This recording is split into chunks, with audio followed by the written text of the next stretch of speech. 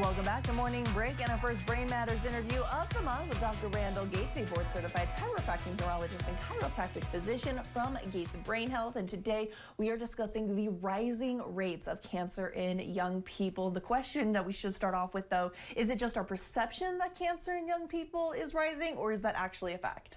It seems to be actually a fact based on the references I've looked at. And it's alarming and it's concerning. Yeah. So yeah, I'm really excited to talk about all this with you today. Yeah, and I think the biggest thing is why? Why is it seem to be affecting young people so much?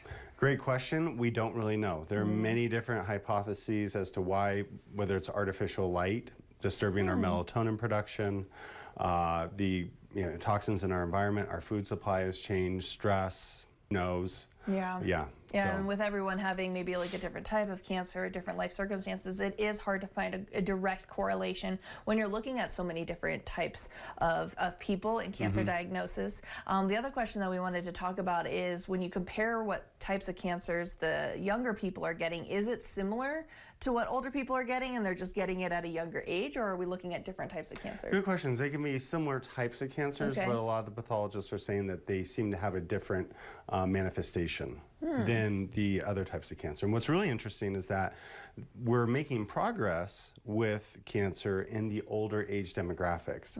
So much of our healthcare system is set to screen for cancers at certain ages because they tend to come on from a population standpoint at a certain time in life.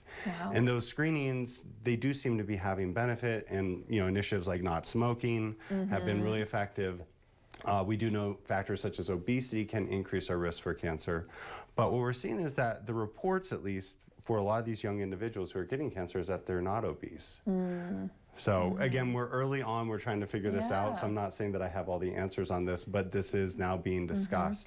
And I think it's important to bring it to the forefront because as you and I discussed, we're seeing in our own lives these younger incidences of cancer or younger onsets of cancer. And it makes you scratch your head. Is it just me? Is it just my sample size, or is it something else going on? I mean, I'm 33 years old, and I know of at least 2 people from college who are my age and are going through colorectal cancer or have gone through it. And so it is kind of interesting. It seems like, what we might classify as an older person disease, and yet here they are, they're in their young 30s, they're not obese, they're otherwise very healthy, having it. And one of the interesting things too is that I think because they're younger than the screening age, they don't notice it until it becomes a lot, maybe at like a higher level or a higher stage. And it's more aggressive. 100%. Wow. So yeah, so that's where we have this whole public health system built to screen for cancers later in life. And that's where I'm not saying that whole body MRI is the only option for these individuals if they have this question, but it is an option because last time, it's an option at least to give you a piece of the puzzle. Because last time we talked about the number of tumors that we've been finding and the percentages in the patients that we're seeing at Advanced Imaging Reno, and it's been alarming with the whole body MRI screening, which is from the top of the head down to about the femurs, and we can see most of the organs in the body. We see the brain, the soft tissues of the neck.